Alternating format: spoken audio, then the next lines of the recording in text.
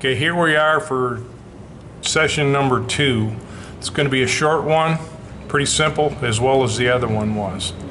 We're back inside the car. We've put the rear end housing inside the car and squared it up with the vehicle with our square lines and plumb lines. And I'll give you a little bit of a look on how that's going. Here's our housing fixture clamped to the table. As you can see, and I'll get out of the way, we've got the laser line set up so the laser line is in line with the pinion centerline jig. The housing for this car, after we measured the wheel dimension, which was 55.5 inches from wheel to wheel. This makes this housing with Torino housing ends 50 inches wide with a centered pinion. This car here, the motor's going to be in the center. The carburetor's probably going to stick out of the hood, so we want the engine and the drivetrain in the exact center of the car.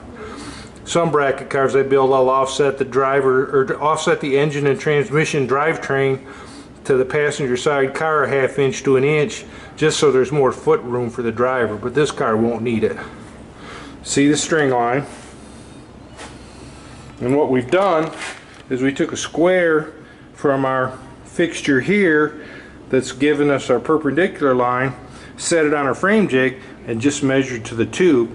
We figured our dimension, which the wheel center line here was 36 11/16 from this strap to the axle center line. So we subtracted 1.5 inches for the tube and set the housing accordingly.